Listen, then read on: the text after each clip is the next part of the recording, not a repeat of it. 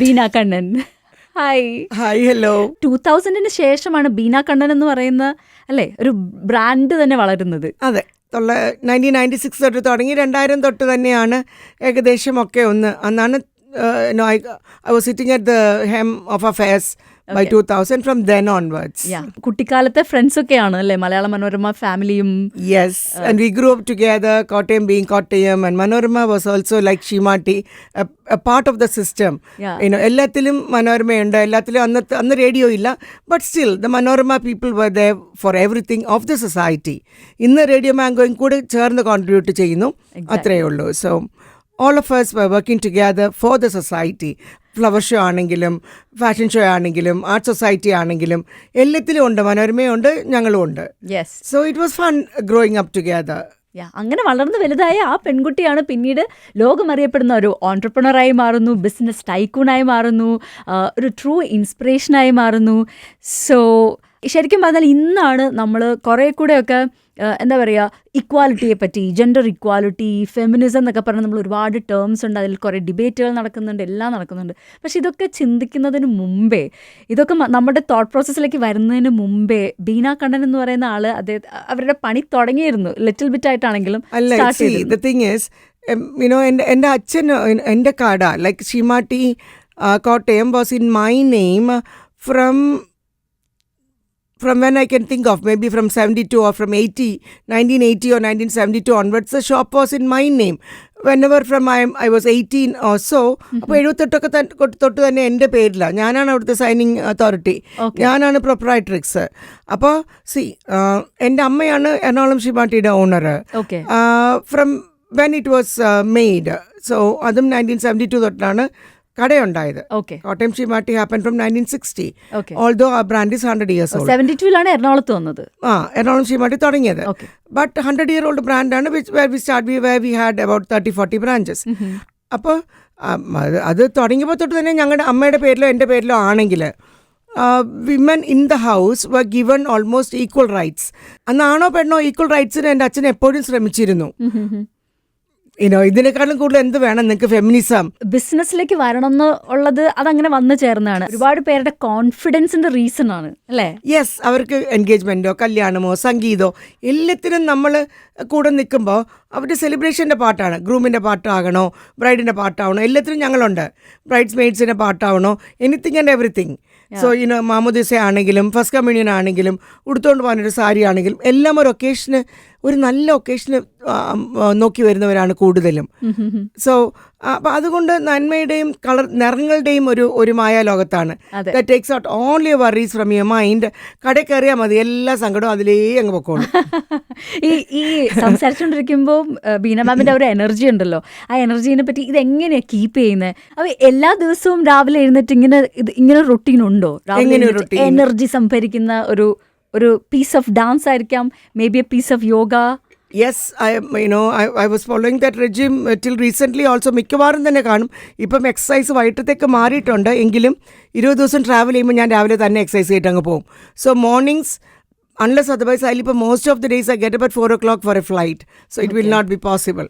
So many a times I do my exercise every day, and മിക്കവാറും ചിലപ്പോൾ evening ആയിരിക്കും. Travel ചെയ്യുവാണെങ്കിൽ രാവിലെ തന്നെ ചെയ്തിട്ടേ പോകൂ. So some form of exercise. It used to be yoga, it used to be dance, it used to be swimming. ഞാൻ 32 വയസ്സിലൊക്കെ പോയി സ്വിമ്മിങ് ഒക്കെ പഠിച്ചിട്ടുണ്ട്. സോ സ്വിമ്മിങ് ആയിരിക്കും, രാവിലെ പോയിട്ട് പോയി സ്വിം ചെയ്തിട്ട് വരും. സോ അങ്ങനെ എന്തെങ്കിലും ഒരു ആക്ടിവിറ്റി കണ്ടുകൊണ്ടേ ഇരുന്നിട്ടുള്ളൂ. That way that keeps your mind clear. എന്ത് തന്നെ ലൈഫിൽ വന്നാലും നമുക്കത് എടുക്കാൻ പറ്റും if you are active physically. Your mind rests in the body. And the body is your temple. If you keep your body fit and fiddle, your mind will also be energetic and it will be very, very healthy. A healthy mind leads you for a clear thinking. That leads to a better future of yours. അത് വേണം ഇത് വേണം എന്ന് ആലോചിച്ച് അതിൻ്റെ പുറകെ കിടന്ന് പാറി പറന്ന് ടെൻഷൻ എടുക്കാതെ ഇന്നെന്തുണ്ടോ അത് സന്തോഷമായിട്ട് ജീവിച്ച ഓരോ മൊമെന്റും ഉത്സവം പോലെ ആഘോഷിച്ച് മുന്നോട്ട് പോവുക, അതാണ് ജീവിതം. മുത്തച്ഛൻ്റെ സിസ്റ്ററിൻ്റെ പേരാണ് നമ്മളുടെ സ്ഥാപനത്തിൻ്റെ പേര്. യെസ്, ഷീമാട്ടി എന്ന് പറയുന്നത് മുത്തച്ഛൻ്റെ സിസ്റ്ററിൻ്റെ പേരാണ്. ആ സിസ്റ്ററാണ് ഒരു 4000 രൂപ തുടക്കം മുതലായിട്ട് എൻ്റെ അപ്പൂപ്പന് കൊടുത്തത് അന്നത്തെ കാലത്ത്. അതായത് 1910 എന്നുള്ള അളവിൽ ഒരു 4000 രൂപ എന്ന് പറഞ്ഞാൽ ഇന്നത്തെ 40 കോടി പോരാ, അല്ല 400 കോടി പോരാ. അത്ര അന്ന് പിന്നെ കാലണ തുട്ടെന്നൊക്കെയാണ് ഒരു ചാക്കരിക്കൊക്കെ വരിക. So in that kind of time. So 4000 രൂപ കൊടുത്ത് അതാണ് മുടക്ക് മുതൽ എൻ്റെ അപ്പൂപ്പൻ്റെ to start the store. Okay. അന്ന് എനിക്ക് തോന്നുന്നു സിസ്റ്ററിനെ കെട്ടിച്ച് പുള്ളിക്കാരിക്ക് തുണയായിട്ട് എറണാകുളത്തല്ല, കോട്ടയത്തേക്ക്, ആലപ്പുഴയിലേക്ക് വന്നു ചേർന്നാണ്. ഈ 4000 രൂപയ്ക്ക് തുടങ്ങി വെച്ച ബിസിനസ് അദ്ദേഹം തലക്കെട്ടുമായിട്ട് കൊണ്ടു നടന്ന് വിറ്റിട്ടുണ്ട് എന്ന് കേട്ടു. അതായത് ഇതിൻ്റെ ഒരു ഇനീഷ്യൽ സ്റ്റേജ്. അന്നൊക്കെ ഇപ്പൊ എന്തൊക്കെ പ്രോഡക്ട്സ് ആയിരുന്നു അങ്ങനെയൊക്കെ പറഞ്ഞു കേട്ടിട്ടുണ്ടോ? അന്നുള്ളതൊക്കെ മല്ല് ഗാഡ, ലുങ്കി, മല്ല് ഗാഡ, അങ്ങനത്തേതൊക്കെ ഉള്ളൂ. മല്ല് തുണി, ഗാഡ തുണി, ലോങ് ക്ലോത്ത്, അങ്ങനെയൊക്കെ പറയുന്നത്. മല്ല് ഗാഡ, ഗാഡ ഇസ് അനദർ ഫോം. മല്ലെന്ന് പറഞ്ഞാൽ കുറച്ച് ഇറ്റ്സ് ബ്ലീച്ച്ഡ് ക്ലോത്ത് ആയിരിക്കും മല്ല്. ഗാഡ അൺബ്ലീച്ച്ഡ് ക്ലോത്ത് ആയിരിക്കും, കുറച്ചുകൂടെ റഫ് ആയിരിക്കും. അതെല്ലാം ഇങ്ങനെ 20 മീറ്റർ 30 മീറ്റർ മടക്കി വരുന്ന തുണിത്തരം മാത്രമേ ഉള്ളൂ. അത് വെച്ചിട്ട് വേറെ ലുങ്കി ഓർ അങ്ങനെ, അല്ലാണ്ട് വേറെ ഒന്നുമില്ല. ബ്ലൗസിന് വേറൊരു ചീട്ടി തുണി എടുത്ത് ബ്ലൗസ് ഉണ്ടാക്കാം. സോ അങ്ങനെയൊക്കെ ഉള്ളൂ തുണിത്തരങ്ങൾ. ഇന്നത്തെ പോലെ സാരി ഒന്നും അത്ര പോപ്പുലർ ഒന്നും അന്ന് ആയിരുന്നില്ല. ചില ആൾക്കാർ പറയും അവരുടെ തലവര നല്ലതായിരുന്നു എന്ന് പറയും. എല്ലാവർക്കും അങ്ങനെ ഉണ്ടാവണമെന്നില്ല. മേ ബി അന്നും ഇതുപോലെ തന്നെ എഫേർട്ട് ഇട്ട പല ആൾക്കാരും ഉണ്ടായിട്ടുണ്ടാവാം, പക്ഷെ അവർക്കൊന്നും ആ തലവര കിട്ടിയില്ല. Do you believe in luck factor? Destiny പലതുണ്ട്. നമ്മൾ മനസ്സിൽ എങ്ങനെ ആലോചിക്കുന്നു, നമ്മൾ ബാക്കിയുള്ളവരെ പറ്റി എന്ത് ചിന്തിക്കുന്നു, നമ്മുടെ വിചാരധാര ശരിയാണോ, നമ്മൾ ഇപ്പം സൊസൈറ്റിക്ക് വേണ്ടി നമ്മൾ നല്ല ചെയ്യുന്നു, എല്ലാവരെ പറ്റിയും നമ്മൾ നല്ലതേ ആലോചിക്കുന്നുള്ളൂ. നമുക്ക് ആർക്കൊക്കെ എന്തൊക്കെ ചെയ്യാൻ പറ്റുമോ അതൊക്കെ ചെയ്യാൻ നമ്മൾ തയ്യാറാണ്. വഴിക്കൂടെ പോകുന്നവർ കൈകൊട്ടി വിളിച്ചിട്ട് വന്നേ എന്ത് വേണമെന്ന് ചോദിക്കില്ല. ബട്ട് എന്തെങ്കിലും ഒരു ആവശ്യമായിട്ട് നമ്മുടെ സ്റ്റാഫോ വല്ലവരും നമ്മുടെ അടുത്ത് വന്നാൽ നമ്മൾ കഴിയുന്നത് നമ്മൾ വല്ലതൊക്കെ ഹെൽപ്പ് ചെയ്തെന്ന് വരാം. അപ്പോൾ അങ്ങനെയൊക്കെ ഒരളവിന് നല്ലപോലെ മുന്നോട്ട് അത്രേ പറ്റുള്ളൂ. ഇതിൽ നിന്ന് എത്ര പറ്റുമോ അത്രയും. സോ അത്രയും ചെയ്ത് മുന്നോട്ട് പോകുമ്പോൾ സൊസൈറ്റിക്ക് നന്മയെ നമ്മൾ വിചാരിച്ചിട്ടുള്ളൂ. അപ്പം അങ്ങനെയൊക്കെയുള്ള ഒരു സ്ഥാപനം ഒരിക്കലും തെന്നി വഴുതി പോകത്തില്ല. വേറെ വേണ്ടാത്ത പണമൊന്നും ഇതിനകത്ത് വന്നിട്ടുമില്ല. നേരെ പോ and we pay the tax and we push of. അങ്ങനെയൊക്കെ ഉള്ളിടത്ത് തിന്മ നടക്കാൻ പാടാണ്. പിന്നെ വളരെ ക്ലിയർ ആയിട്ടും വളരെ ഹെഡായിരുന്നു എൻ്റെ അച്ഛൻ തിങ്കിങ്ങിലുമൊക്കെ. മാമിലേക്ക് വരുമ്പോഴത്തേക്ക് നമുക്ക് പെട്ടെന്ന് മനസ്സിലേക്ക് വരുന്നത് സാരി കളക്ഷൻ അല്ലെങ്കിൽ സാരി വേൾഡാണ്. സാരി വേൾഡ് എന്ന് തന്നെ പറയണം. എനിക്ക് തോന്നുന്നു ഒരു 80s കാലഘട്ടത്തിലൊക്കെ മാമ് കടന്നു വരുന്ന സമയത്തൊക്കെ സാരിയുടെ ഒരുപാട് വെറൈറ്റിയോ കാര്യങ്ങളോ അങ്ങനെയുള്ള സംഭവങ്ങളൊക്കെ വളരെ കുറവാണ്. ഓരോ സമയത്തും ഓരോന്നായിരിക്കും പോപ്പുലർ. ബിക്കോസ് അന്ന് ഒന്നുമില്ലെങ്കിലും ഓർഗൻഡി സാരിയിൽ ഷാഡോ വർക്ക് എംബ്രോയിഡറി, അല്ലെ ഓർഗൻഡിയിൽ കട്ട് വർക്ക് എന്ന് പറയുന്നത് അവിടെ വെൽക്കം എന്നൊക്കെ പറഞ്ഞ സ്ഥലങ്ങളുണ്ട് കോട്ടയത്ത്. അവിടെയൊക്കെ കൊടുത്ത് 6000 രൂപയ്ക്ക് ബോർഡറും പല്ലവും ഒക്കെ ചെയ്ത് അതിപ്പോഴും ചെയ്ത് കിട്ടുമെന്ന് ഞാൻ ആലോചിക്കാറുണ്ട്. ബുദ്ധിമുട്ടാണ് ചെയ്യാൻ. ഞാൻ വരച്ചും കരിച്ചും ഒക്കെ കൊടുക്കും.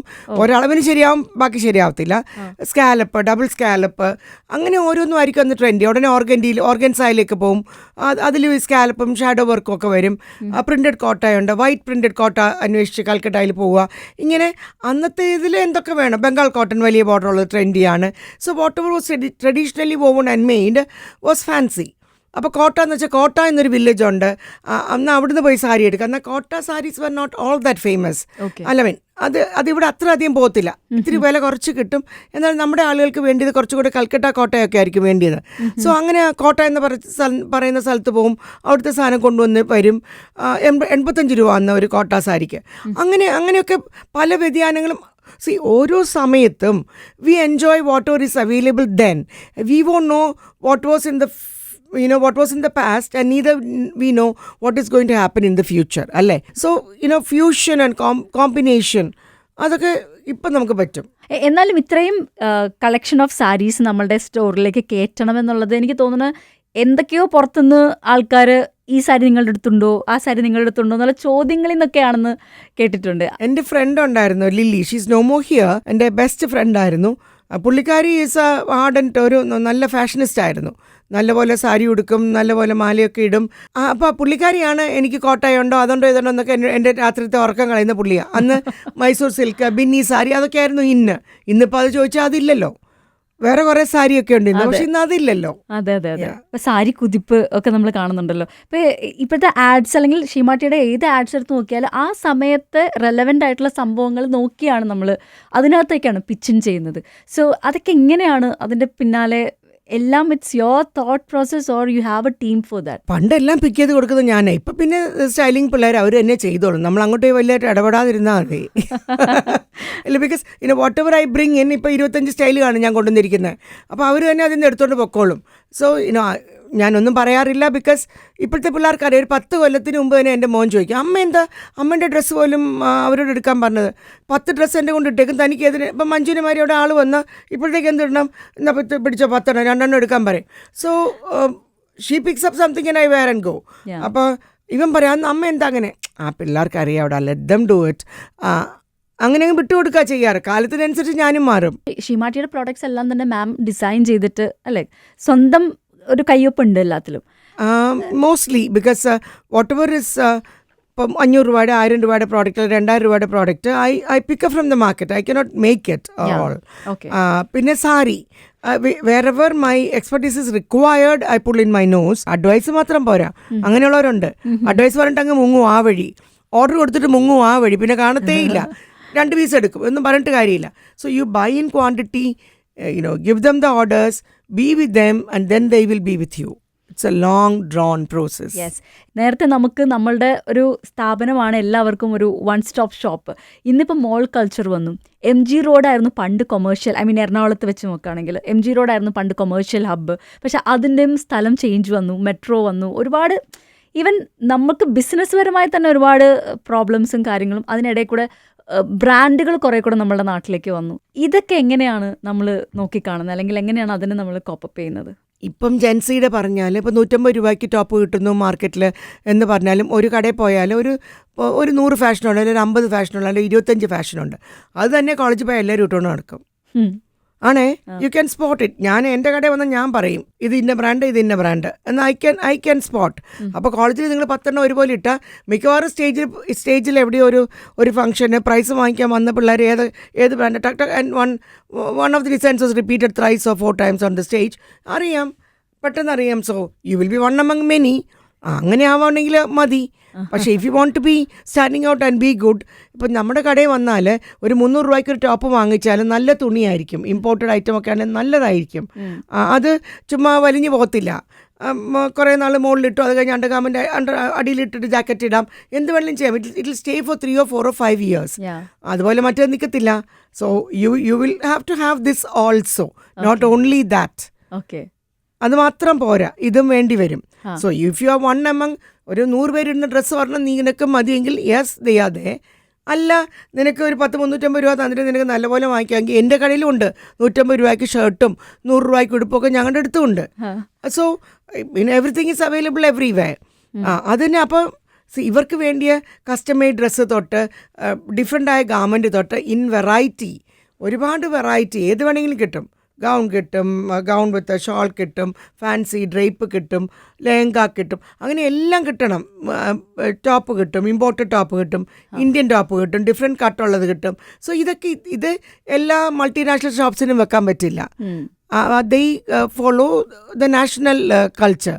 അപ്പോൾ കുറേ നമ്മുടെ അല്ലാത്തതും വരും.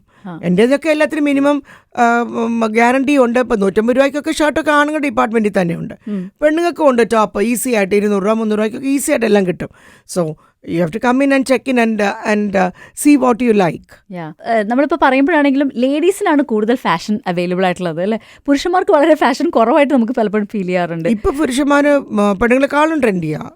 അവർ മേക്കപ്പ് ചെയ്യും, അവർ നല്ല കുർത്താസൊക്കെ ഇഷ്ടംപോലെ, fancy kurtas for them, cut jackets for them, fancy dresses for them to wear for parties, എല്ലാം തന്നെ അവൈലബിൾ ആണ്. We can like have designs in the jackets for wedding function, simple ആയിട്ടുള്ളത്, അതൊക്കെ ഡിസൈൻ ചെയ്തെടുക്കാനുള്ള വകുപ്പുകളുണ്ട്. പുരുഷന്മാർക്കുള്ള ഷർട്ട് പോലും എനിക്ക് തോന്നുന്നു റെഡിമെയ്ഡ് ഷർട്ട് പോലും നമ്മളാണ് അവതരിപ്പിച്ചിട്ടുള്ളത്, പ്രസന്റ് ചെയ്തിട്ടുള്ളത് ഫസ്റ്റ് ടൈം അല്ലേ? അപ്പോൾ അത് ഫസ്റ്റ് ടൈം റെഡിമെയ്ഡ് ഷർട്ട്സ് എന്ന് പറയുന്നൊരു കോൺസെപ്റ്റും ലിബർട്ടി ഷർട്ടൊക്കെ അച്ഛൻ ആദ്യം വാങ്ങിച്ചിട്ടിരുന്നു. It was not selling well. ആ സമയത്ത് വിൽക്കുന്നേ ഉണ്ടായിരുന്നില്ല. പിന്നെ ക്ലൈമാക്സ് എന്നൊരു ബ്രാൻഡ് ഞങ്ങൾ തന്നെ ഉണ്ടാക്കി ഇറക്കിയിരുന്നു. ഇത് ഇപ്പൊ നടക്കുന്നൊക്കെ തന്നെ ഞങ്ങൾ എത്രയോ കൊല്ലം മുമ്പ് ചെയ്തതാണ്. ഇതിപ്പോ യുനോ വാട്ട് അബൌട്ട് മ്യൂസിക് മാം? നല്ല അടിപൊളിയായിട്ട് എ ആർ റഹ്മാനും ജയചന്ദ്രൻ്റെയും യുനോ ഗോപി സുന്ദറിൻ്റെയും എല്ലാവരുടെയും പാട്ട് എപ്പോഴും തൊട്ടേ എൻജോയ് ചെയ്യുന്ന കൂട്ടത്തിലാണ്. പാട്ട് പണ്ട് ഉള്ളപ്പം സ്ഥിരം പാട്ട് ഓൺ ആയിരിക്കും. ആൻഡ് ഫോർ എനി ഈ സ്കിറ്റിനും ഡാൻസിനും ഒക്കെ അതിൻ്റെ ഇടയ്ക്കുള്ള ബിറ്റ് വരെ അറിയായിരിക്കും എന്താ വേണ്ടത്. അവിടെ തൊട്ട് ഇന്ന സ്റ്റെപ്പ് തുടങ്ങിക്കൊന്ന് പറയാനും you will know to that level. അതുപോലെ വയലിൻ വായിക്കുമായിരുന്നു അല്ലേ? 9th 10th I continued till I was in college also. Yes. ഇപ്പൊ ഒരു വയലിൻ ഉണ്ടായിരുന്നെങ്കിൽ നമ്മൾ പൊളിച്ചേനായിരുന്നു. Not really. അതുപോലെ ഡാൻസ് ആണെങ്കിലും ഡാൻസും പണ്ട് എന്തൊക്കെയോ കണ്ട് നമുക്ക് പഠിക്കാൻ പറ്റിയില്ല. പക്ഷേ സെൽഫ് ലവിന്റെ ഭാഗമായിട്ട് ഇപ്പോൾ ഡാൻസിലേക്ക് കടന്നിട്ടുണ്ട് അല്ലേ? Yes, Bharatanatyam was my main thing. Okay. ഈ സാരി കുതിപ്പ് എന്ന് പറയുന്നത് അതൊരു ന്യൂ സംഭവമാണ്. സാരി കുതിപ്പ് അതിൻ്റെയും ആഡ് ഭയങ്കര രസമാണ്. സുഹൈൽ കോയ ആയിരുന്നു തോന്നുന്നു, ലിറിസിസ്റ്റ് സുഹൈൽ കോയാണ് അതിന്റെ കോൺസെപ്റ്റും അല്ലേ? സാജിദ് യാഹിയ ഡയറക്റ്റ് ചെയ്തിട്ട്. സോ എങ്ങനെയായിരുന്നു അതിലേക്ക് വന്നത്?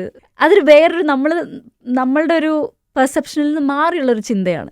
സുഹൈലിൻ്റെയും സാജിത്തിൻ്റെയും ഒക്കെ ബുദ്ധിയും ഷൈനിൻ്റെ സപ്പോർട്ടും ഒക്കെ കൂടെയാണ് BBP ടീം. അപ്പോൾ ഇവരൊക്കെ കൂടെയാണ് ചെയ്യുന്നത്.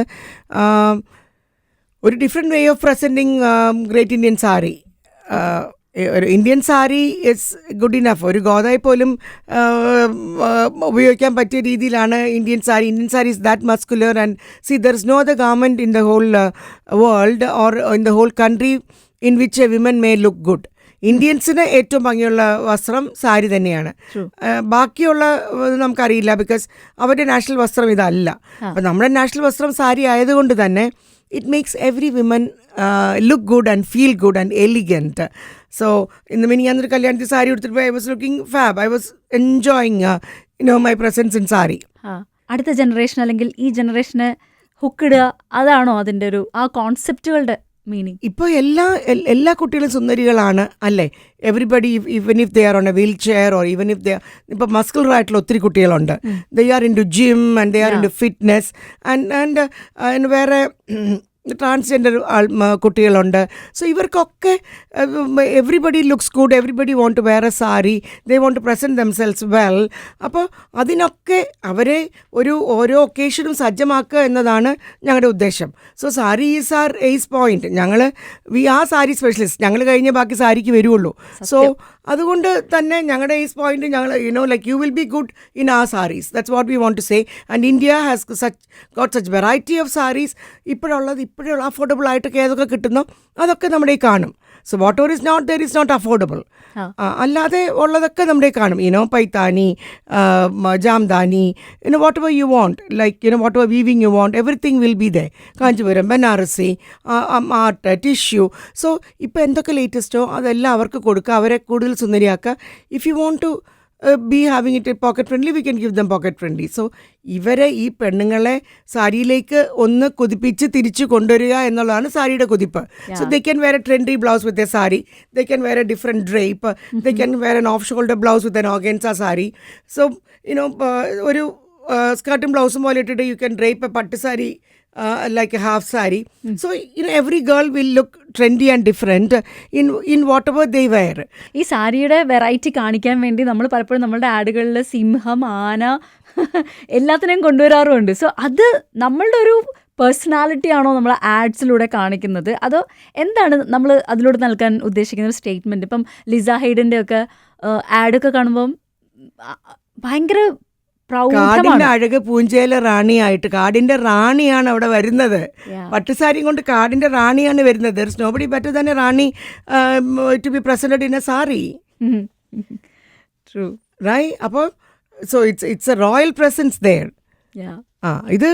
ഇതിപ്പോൾ ഏത് എഫിഷ്യൻ്റ് ആയിട്ടുള്ള ഒരു സ്ത്രീക്കും സാരി ഉടുക്കാൻ പറ്റും. And it's going to make her look good. ഏത് മസ്കുലർ സ്ത്രീക്കും പറ്റും. So you are going to be pretty in the sari. You can do anything in the sari അല്ലേ? സാരി എടുത്ത് കൊടുത്ത് ഞങ്ങൾ പണ്ട് കുക്ക് ചെയ്യും, വിസിറ്റിന് പോകും. രാവിലെ എടുത്ത സാരി ഉണ്ട്, എടുത്ത് കുക്ക് ചെയ്ത് പിള്ളേരെ നോക്കും, കുക്ക് ചെയ്തും അതേത് അഴിച്ചിട്ടിട്ട് മുഖം കഴിയും. We will go for work also. So അതൊക്കെ ലില്ലിയാണ് കാണിച്ചു തന്നത്. സോ ഇനിയിപ്പോൾ 100 സമൂസ ഉണ്ടാക്കി മടക്കി വൈകിട്ടത്തെ ചിക്കനും ഉണ്ടാക്കി വെച്ച് മോൻ കഴിപ്പോവും അതേ കോട്ട സാരിയിൽ. So you know sari is good for anything and everything. വേറൊരാട്ടിൽ ഞങ്ങളുടെ ഇതുണ്ടായിരുന്നല്ലോ, Divya Padukone playing a football, basketball, like the volleyball in a beach. Okay. So you can play volleyball with a sari, you can do gusti in a sari, and sari is the most trending dress which will make you look good.